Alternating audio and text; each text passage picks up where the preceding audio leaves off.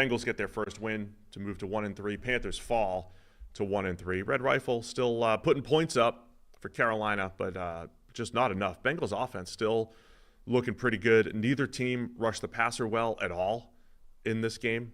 Dalton was pressured just 6 times on 43 dropbacks. Joe Burrow pressured 5 times on 37 dropbacks, and we're talking under 20% for both. I mean, it was awful pass rush wise. So the offenses look pretty good, and Cincinnati gets their first win here. Yeah, I mean, the flip side of that, obviously, is the pass protection. So Carolina, one of the reasons you had to bench Bryce Young is to figure out how good was your offensive line. And because you overhaul that group in the offseason. Well, Carolina's offensive line, since they got rid of Bryce Young, looks like one of the best in the NFL. In fact, if you looked at it sort of in-depth previously, it still looked like one of the best in the NFL. It's just that Bryce Young was making it look worse on the field. But this offensive line appears to be really good. Now, obviously, it's how much of that is good blocking versus bad pass rush. The Bengals' pass rush generally this season has been bad. If Trey Hendrickson isn't getting pressure, they're not getting pressure as a unit. And in this game, Trey Hendrickson wasn't getting pressure. Except on the interception. So, like, all that said, when Hendrickson did hit Andy Dalton's arm, he basically popped it up for a punt, and Bengals picked it off. That was a huge play in this game. Jamar Chase looking like Jamar Chase, too, on that was 64-yard, 63-yard touchdown run. Amazing play. Or catch and run on the dig route. Amazing play by Chase. Utterly inexcusable tackle attempt by Xavier Woods, the safety. I wrote down on that play, is that the NFL's fault? No, it's his fault. Is that him being too careful?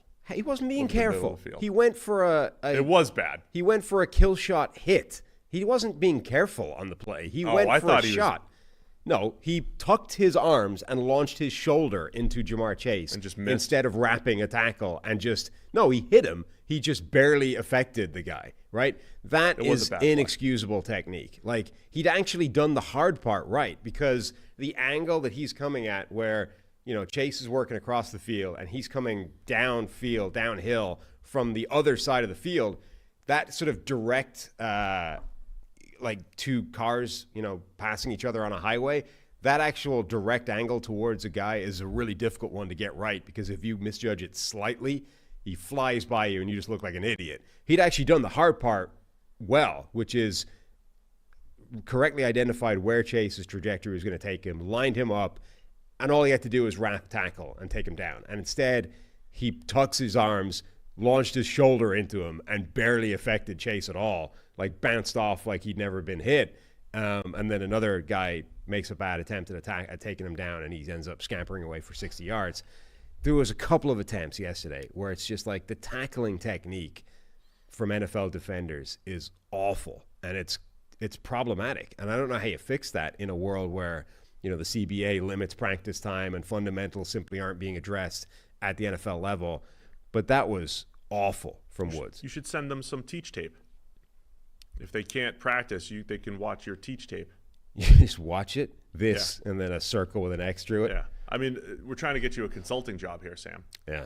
So we've got the end of the game rugby plays and the little rugby tackling technique that you can provide to the league, don't you think? I mean, any technique is better than that. So Jamar Chase still making big plays. T. Higgins, 6 catches for 60 yards. I thought Joe Burrow looked good. Again, there was a weird interception in there. Looked awful on tape till you saw the replay. It was a miscommunication on a scramble drill with Jamar Chase. Chase was right in the area where he threw it. Then he turned around. Yeah. Kind of let Carolina back into it. Bengals were up 10 at that point. Another huge play in the game right before the half. Bengals, 6 seconds left. Bengals, I think, had no timeouts. Throw a swing pass to Zach Moss in the flat.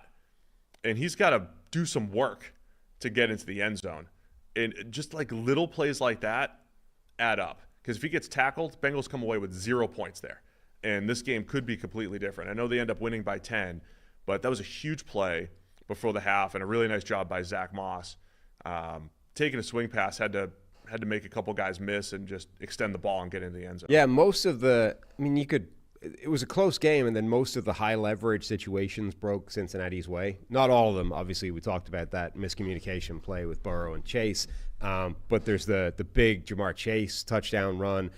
The Bengals had a goal line hold early in the game where Carolina had chances and couldn't get it in. Chris Jenkins and a linebacker stopped them, I think, on the 4th down play right at the end. But that, obviously is a big swing, touchdown points versus no points.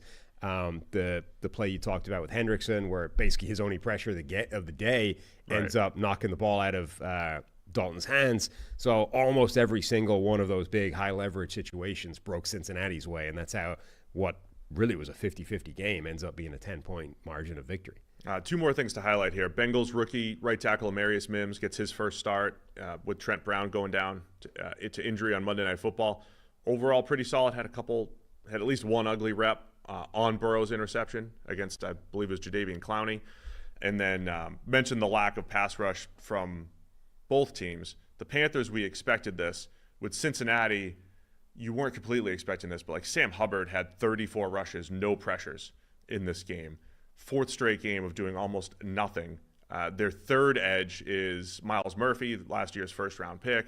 He got hurt during training camp. They need him to come back. They need something. Like if the Bengals are going to make a run, they either need Myles Murphy, they need these young players to step up, Chris Jenkins at defensive tackle, the rookie, 2nd-year Myles Murphy, or if Cincinnati thinks they're a contender, they need to trade for someone. They need something from a pass rush perspective. Trey Hendrickson can't be the only guy that is creating any sort of pressure on the quarterback, because it's the 2nd straight week they were struggling in the pass game here, other than DJ Turner, who had a really nice game at corner for the Bengals. I mean, next week is probably a determination for their prospects this season. Like if it's Baltimore, right, next week. So if they beat Baltimore, just trying to take it 1 week at a time here, Sam. Well, look, they're 1-3, which is where we said they were Baltimore exactly comes to town. Yeah, exactly where they were a year ago. So you can go on a run from here. But if they lose and they go 1-4, you're not trading for anybody. If you win, now you're back to 2-3, and you beat your division rival, and you're sort of back in the thick of it. Then maybe you go, okay, how do we get better as a pass rushing team?